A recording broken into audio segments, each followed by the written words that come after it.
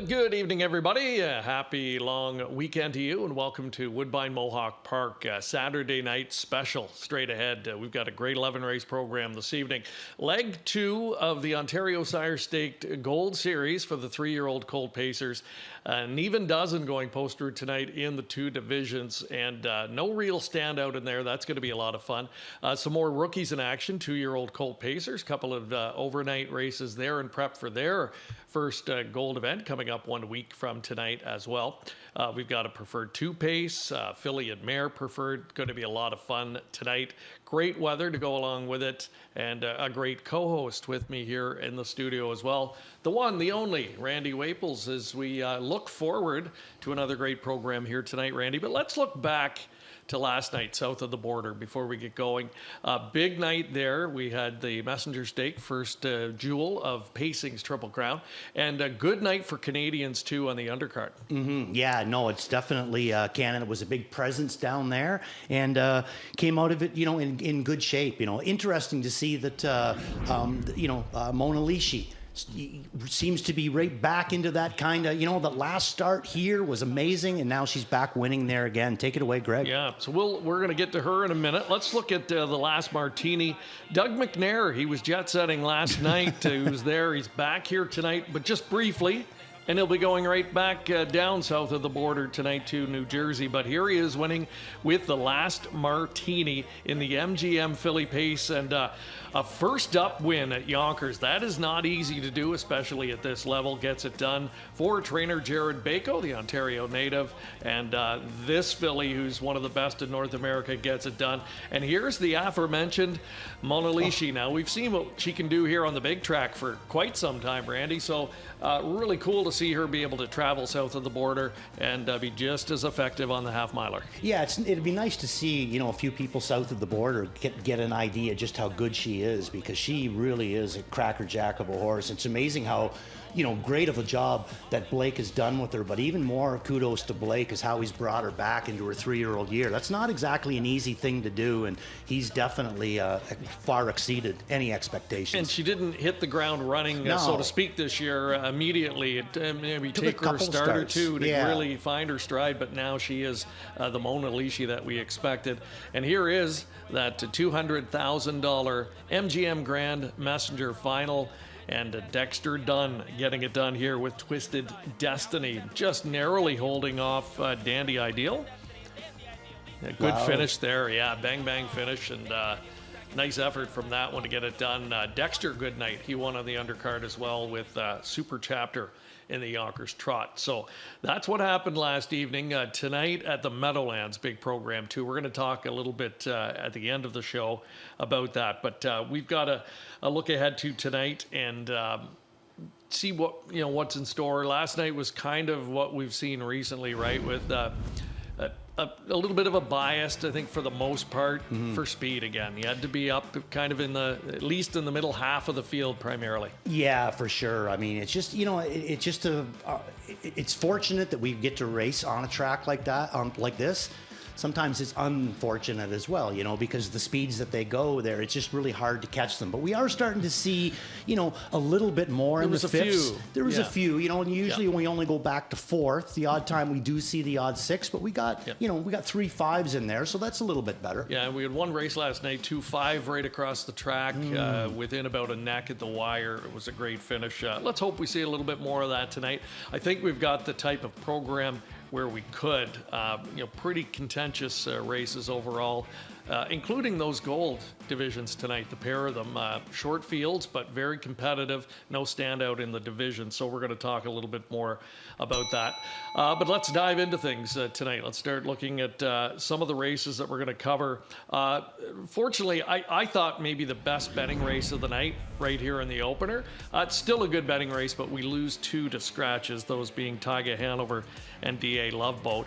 But the real interesting storyline is that we see Madden Oaks still here in Ontario after his almost Herculean upset in the Pepsi NA Cup. Yeah, I'm going to tell you something, Greg. Randy got to go see Madden Oaks warm up. And I'm going to tell you something. Don't think that that isn't a little bit of a thrill. This thing is a beast. I mean, I'm telling you, I know I say a lot of times there, how good looking a horse is and that. This thing is a stud. I mean, wow. Not only does he got the size, but he's got the right body type to kind of go with that size. He's just so athletic looking and really looks amazing out there. So I'm taking it that this is the final of the NA Cup. Never gets old, this one. But even right there, Greg, like look at the size difference between him, the horse in front of him, Blueprint, and the one on the outside of him there. He's just a different kind of horse. The chest on him, he's like the front of a GMC truck. This guy. And bottled up, Randy. I'm watching Braxton Boyd again there. It's amazing. That 3/4 time's 119, the fastest in the history of the event. And he's begging for daylight. I mean, he's zigzagging, searching for room. Full marks to Blueprint to hold him off. He needed everything he had in the tank to do so. But there's Madden Oaks and Braxton Boyd. Still fun to watch how pumped up he was. And it's going to be fun. We get a little bit of a bonus look at him tonight in an overnight. So he's taking a different route toward the Meadowlands Pace eliminations next weekend. For that, he elected to stay here north of the border.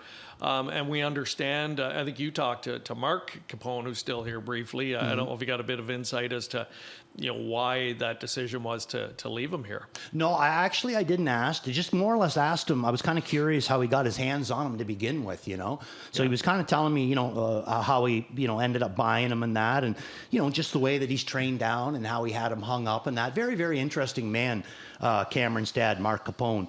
So Madden Oaks, there's just so much to like about him. And then when you get to see him in person, I mean, my goodness. And then, just what you were saying there too, like how often do you see a big horse like that can start up that quick, come up the inside and just go right into full gear, Just amazing kind of horse. He's going to be my top pick in here. I know, I don't expect him to be over-raced, but I think the talent is there that if Dougie is able to get him the right kind of trip, he doesn't have to overdo it, and he still can beat them. So Madden Oaks is going to be my top play in this race. I'm telling you, this is an amazing-looking individual. He is. And one of a couple of 3-year-olds taking on older rivals there. The other is Courts on Fire. Pretty nice colt in his own right. He took a trip to Vernon Downs and was a winner there in New York Sire Stakes action. So he's going to return on very good form for the Blake McIntosh barn. And I think the 3-year-olds are going to stack up and make a real good account of themselves in the opener. I expect Madden Oaks to be favorite. He's even money early on in the wagering. Let's go over to race number 2, and that's the first of the 2 OSS Gold divisions tonight for the Glamour Boys, 3-year-old colt pacers, and a field of 6. And what strikes me, Randy, despite the lack of quantity in both the divisions, there's a lot of quality, but there's parity in both divisions. There's no real standout at this point in time, and that I think is going to set up for 2 really nice races tonight, and we expect that in race number 2, where Boxer Sealster is trying to regain a bit of his mojo from last year. Yes, he is, and that's going to be my top, not my top play in here. I mean, just as what you just said, there's a lot of, they're a very evenly matched group in these 2, and Crackshot in a lot of people's mind would be the standout in this first division. I like to put him in for 3rd. I think that there's a couple of these other horses that, are starting to come back around. And now let's take a look at Boxer Sealster. So this is June the 14th, the same night as the final of the NA Cup. This is the 3-year-old Open, race 8. For those that want to know, really, just a big movement on the end. Back half in 52-1, overall effort of 48-3. He came in here almost missing a month. I just think that this is an incredibly good effort. Now he misses a couple of more weeks. Scotty's got him in to go in the Ontario Sire Stakes. This is going to be his bread and butter. This is a Grand Circuit stake, obviously that he could have raced in with the NA Cup, but the Sire Stakes are basically going to be his bread and butter. So now it's time to, sink or swim. I think he's going to swim. So I'm going to put Boxer Sealster up on top in this race. Crackshot, I got him in for 3rd. Don't even have him in for second, that beat the favorite kind of angle that we all, love to play. But Control the Rocks, I'm gonna break them up that way. Control the Rocks is gonna bottom out my exactor, but Boxer Sealster, interesting to see. I think I'm gonna get a big price on him tonight, and I think he could be a lot better. I really, really like the job that they did with him last year. A couple of times he really showed, big ability coming from off the pace, and that's the big thing that I'm looking for here, is hoping that Trevor just kind of, finds a helmet, but just doesn't get too far out of position. Yeah, I ran into Scott at qualifiers a couple of weeks ago, and he expected the Colt would be better on any Cup night, or he's hoping he would be. So I'm sure he was happy with that effort. It sets him up, I think, to be better here tonight. Crack shot. A good point with him. I mean, typically an NA Cup finalist is going to look almost unbeatable at this level, but it's hard to really gauge his performance in the Cup final. He was so far back through those incredible fractions, but individually, still a very good clocking, and if he can come back to that, he probably is the horse to beat in here. I guess it's going to be one or the other, right? He's either going to, take a step forward after that Cup experience, or does that kind of bring him back to the group here tonight? I think, like, I'm the same as you. I think that the horse raced incredibly well in the final of the North America Cup. There had the 8-hole. Dougie really had no choice. He had to move him back. So he's playing catch up. But he paces a middle half in 52-4, and then polishes that off with the last quarter in 27 seconds. So technically, a last 3 quarters in 121-4. That is flying. And then he's going to go from that NA Cup into the Sire Stakes here. He really should be. This should be a drop down for him. But I also think that, like I said, the Boxer Sealster, the Control Rocks, they're horses that obviously fit with this group, and it seems to me like their momentum right now is taking them forward. So I'm just going to try to play this as a price, and to me, I think with Boxer Sealster, I'm going to get a price in a very, very short field in against, if I play Crack Shot, what am I going to get there, Greg? What's he going to go off at, 2-5? Probably. Yeah, I think people are going to gravitate to him in there. Control Rocks through one leg, one gold leg this season. He's tied for first with 50 points after winning. Virtual unknown coming into the year. Here he is a big player in the division. Boxer Sealster, on the other hand, one of the divisional leaders last year. This will be an important leg for him to try and get some valuable points. Sink or swim. Sink or swim. That's going to be our motto tonight. And we're just going to update one late change. We're going over to race number 9. That's that other gold division tonight, and there's a late scratch in there. Number 2, Smiling Dancer, has come up sick. Unfortunately, will be scratched. So we are down to a field of 5 in that second leg over in race number 9. Well, let's turn our attention next to race number 3, third race with the 2-year-old colts. Actually, we're going to get back to that a little bit later. We had a replay to show there on the horse that was scratched, Twin Beak Cabo. So we're going to flip ahead to race number 4. So let's continue on with a look through that early pick 5 tonight. And in the 4th race, a new face will be competing, one that I think made a pretty good initial impact, a pretty good initial impression. His name, It's Major for Rene Barassa. Finished third, good and strong on the end of it, and a pretty good resume coming in. He's an Australian import that I think is going to fit very nicely here. I agree. And what's really interesting about this guy is the fact that, when you see these horses come in from Australia, you don't often see mile rated in 50-4. You don't often. That's fast over there. So this is, obviously a bit of a speedster here. And, we're going to get a chance to look at this replay from last week. He went off as the favorite, obviously needed this race, his last start, April the 19th, June the 21st. So pretty well, 2 months almost that this guy missed. So, nice effort for him. Bobby makes a big move around the last turn. Pops him 3 deep. Big fella, this guy. And he just keeps coming forward on the end of it. Going to come up with a real nice third in here. RJ Ringo's going to be able to get around him. But again, this horse is coming in here, more or less kind of flat-footed. So here comes Jody. He's going to make a little bit of a rush on him right here. Starts to tire a little bit, but right dead on the wire. So I'm going to put him back on top. Did have a chance to talk to Bob McClure after the race there, just kind of asked him, what his initial thoughts were of It's Major, and he really liked him. And if Bobby, really likes him, that's good enough for me. So I'm going to put him up on top. But I'm going to back him up with a horse that really impressed last week as well, and that's Elliott Moose. What an effort this guy put up. I mean, you don't often see him cutting miles. Travis put him right up on the hammer, dropped down to the very bottom class, put him right up on the hammer, and I mean, made him get tired. But the thing was, he didn't get tired. He went in 50-4 and just was pacing away from them. So nice little pop-up that we're going to start off in here in race number 4. Some real nice horses that are actually racing quite well now. This is going to be quite a little throwdown in this race. The way you described his win, you could substitute Seriously Hanover and say the exact same thing from a week ago. Right down the road, and kind of surprised. He was so good on that occasion. So a nice clash there tonight. You've got Reign Supreme closer to the inside, who looks like a player, and Cold Creek Queso. Definitely fast enough to go with these. A little bit light in the win column. That's my only concern with him. Yeah, he seems to me like Cold Creek Queso to me is just a horse that's really starting to come around. And I mean, I just think that James and Breather, the last 3 times that they've raced him there, they've really made a concentrated effort there to not overdo it early and make sure that he's moving forward good on the end. And he has been. So I got him in here for 3rd. I think he can come up with still come up with a big effort. Just don't necessarily look at him as a win candidate, Greg. Well, if anyone can maybe get him there, Jody Jamieson, he had the hot hands here last night, one of a couple of guys with big nights here at Woodbine Mohawk Park, so we'll see if he can weave some magic there in race number 4.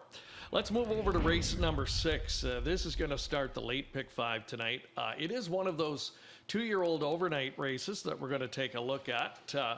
Letting you know as well that the first gold event for this division is slated for next week, next Saturday, 1 week already from tonight. Yeah. And I have a suspicion that we're going to see at least some of these aiming toward that. So, they'll be looking closely at this tonight. Based on what we saw in the morning from a few of these, they've got that kind of look to them, like they might be gold players, at least early on. One of them is Windor. One of the more exciting Bulldog Hanovers that we've seen unveiled so far. Yeah, really nice effort there for Mike Vanderkamp. And, one of the first Bulldogs. We got 2 Bulldogs in this race tonight, and I'm using both of them.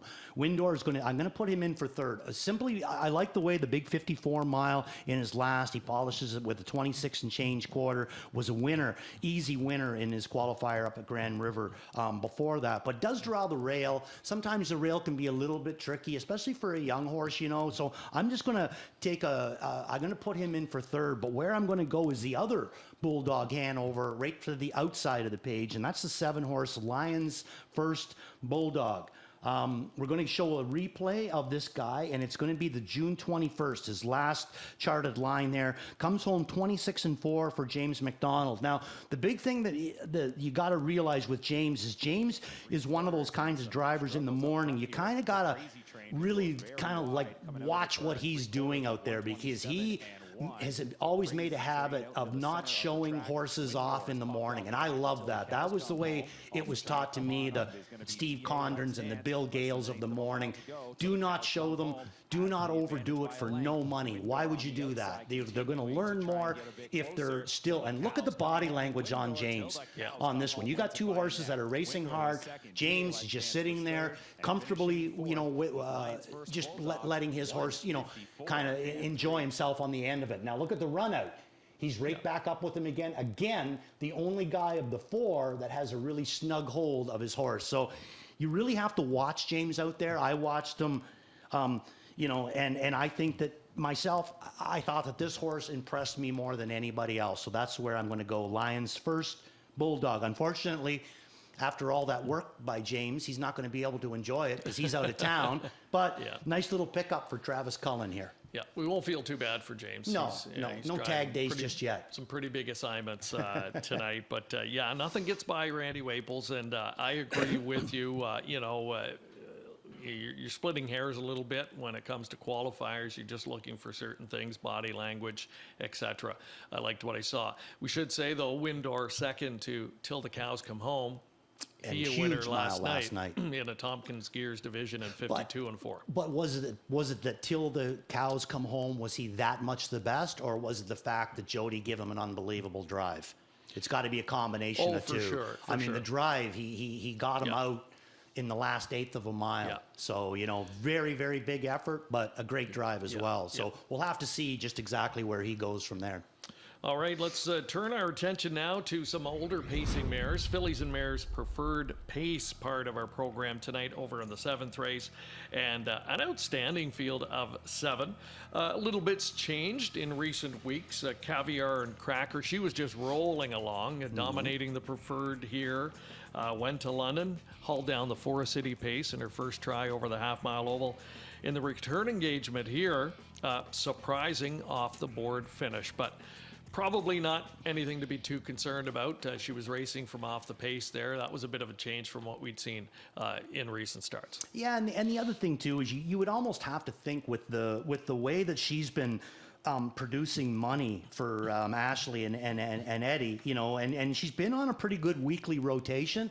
I got a feeling after the Forest City, where she put up a huge performance there, but it was a half mile. First time she'd been on a half mile. They probably decided to give her a couple of weeks off.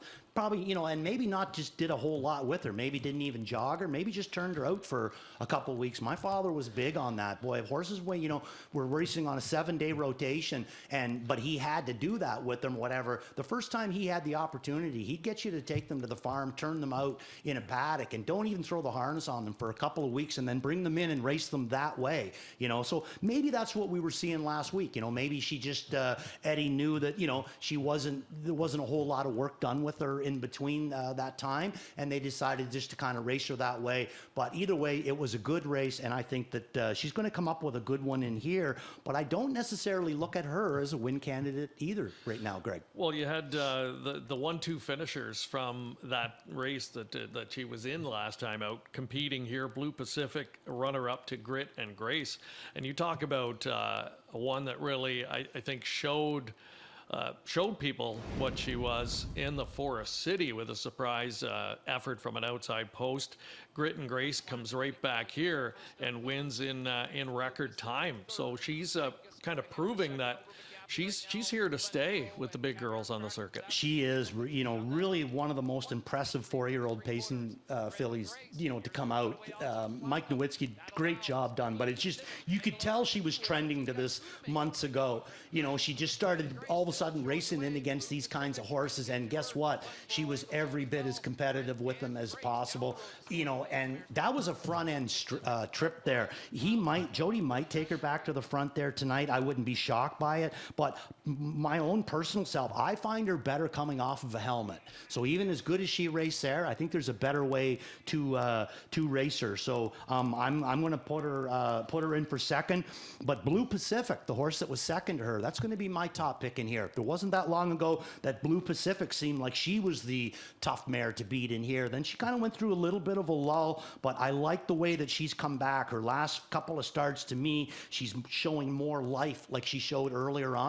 So I'm going to try to hit this right on the dead and hit the trend, and maybe get Blue Pacific here at a bit of a price, because I think Grit and Grace and Caviar and Crackers are going to be probably your two favorites in this race. I think they have to be based on their recent form. I think the winner comes from one of those three. I would agree with you on that. But a good-looking field of 7. Race 7, that's that filly and mare Preferred.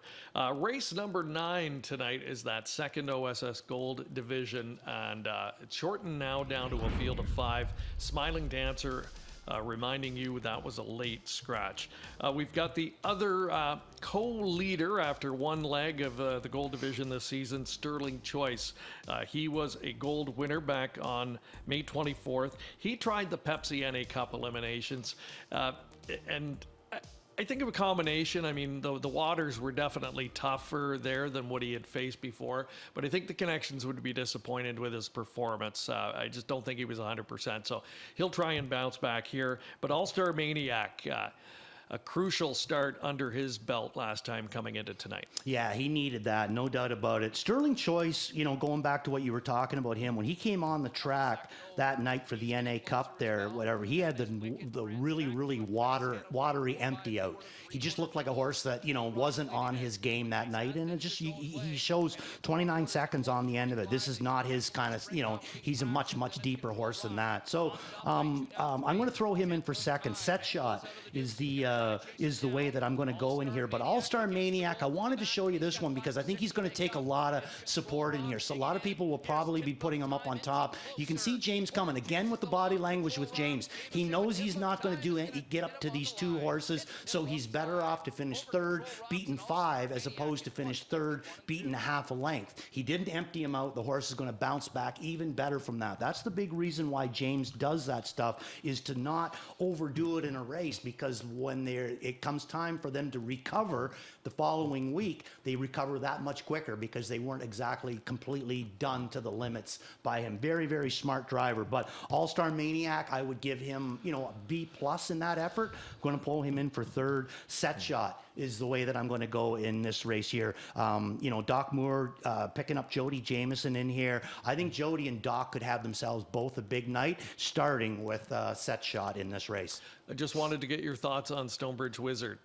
Last year, the O'Brien Award winner. He didn't dominate the division last year at 2, but at times in the year, at different points, in fact, he was the best colt in the province. And, expectations would be fairly high coming into this year.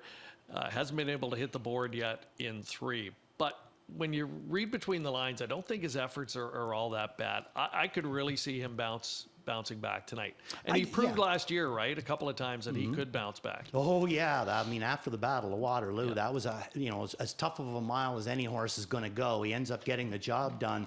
Next start, he just kind of went through the motions, and then the next start after that, he's right back in the winner's circle again. So really tough kind of a colt. I agree with Greg. I think that he's got an opportunity to bounce back here. But the big thing is that if he is starting to show improvement, don't overdo it early. Let him improve, even if that means that you're going to come out of the race with a little bit of egg on your face because he was locked in. Maybe he had more go than you were able to give him, but he's going to keep improving, and that's what we got to see with Wizard. So I'm just going to take a wait and see on him. All right, so those are the featured races that we have for you tonight. Great program. Also a preferred 2 pace in race 10. That's going to be a good one. We'll talk about that a little bit later. An excellent program, an excellent early pick 5 sequence as well.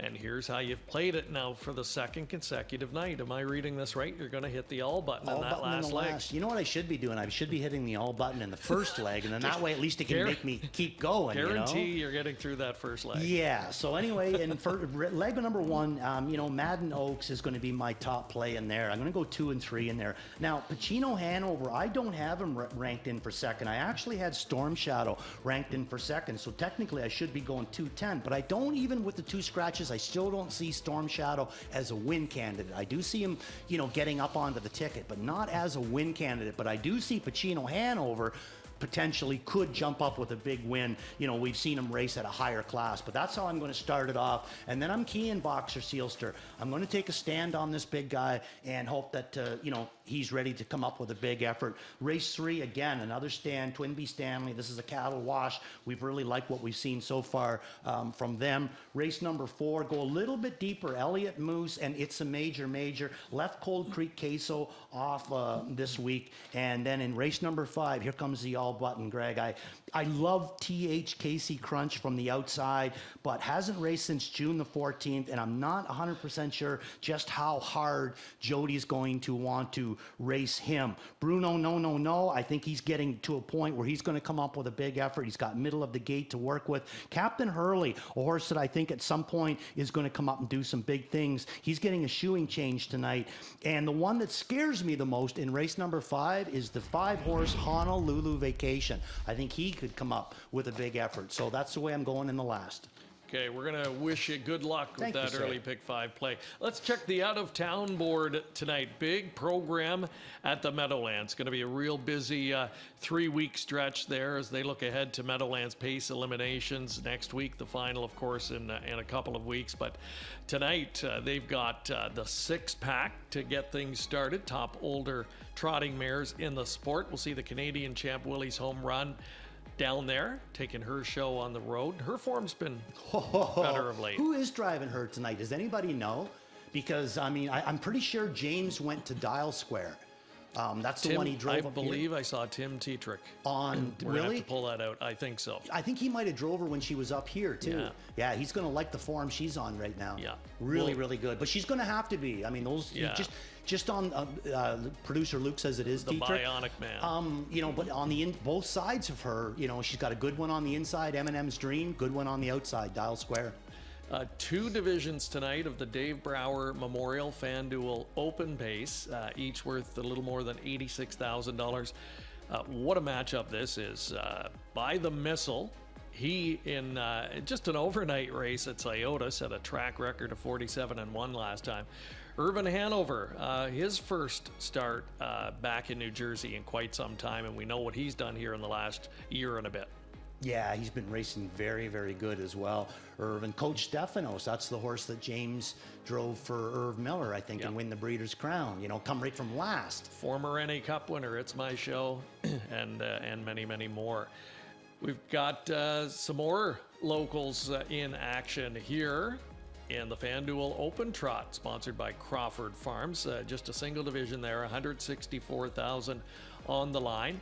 Osceola, he's just getting better and better and better. He's always been a good one, but I like that he's still getting better. He's just going to blossom into what I think is going to be one of the top older trotters in North America. I agree can with see you. it. And has the body size for Yeah. the whole deal, you know. Another horse that used to race a lot up here, Lexus Cody, has become the scourge of the Meadowlands. Yeah. Sylvia Hanover is going to take on her old rival, Twinbee Joe Fresh. The rivalry's been a little bit lopsided of late, but Twinbee Joe Fresh, she now certainly has the target on her back and an outstanding 7-horse field. That's the Perfect Sting FanDuel Mares Open, 116,500 there. And there's another Brower Memorial Division as well, I believe. We'll touch on that later on tonight as well. We'll keep a half an eye on that. Of course, we're focused on a great program here tonight. And that's going to lead us into our plays of the night. And Boxer Sealster, the horse that you're really expecting to come back around tonight with his first win of the campaign. Yeah, I got him listed as beat the favorite. I don't see him being the favorite in there, do you? I think Crackshot will probably... Oh, I think so. Yeah, I agree. So Waples Watch going to come along in race number 4, and that is going to be the 4-horse. It's Major, worth a look, and that's going to be in that tough mares preferred Blue Pacific. I think that she could come up with a big effort tonight. And my all-in is going to, you're going to have to stick around all the way to the last for him, and that is going to be American History in a pop-up. And I think that this horse, you know, is really starting to come back into major form. Yeah, American History with his A game looks like close to a slam dunk, I think, in that final tonight. Our colleagues with their horses to watch here tonight. Ghislaine likes its Major 2, impressed with that debut. Take 2 for that one, yes indeed. Second start, I think, you know, should even be a little bit better tonight. That's all it's going to take. R.J. Ringo, the spot play for Garnet Barnsdale. Love this little horse. Just one of those that just keeps on digging, usually doing his best racing at the end of the mile, and that's what you like to see. Rock's Shining Star, a career sub 149 winner. He finds a pretty good spot there, I think, in race 11, and Kevin, our DRF analyst, likes this one as a 4-1 morning line choice in our spot play. Let's head over to the winner's circle now for tonight's rendition of the national anthem.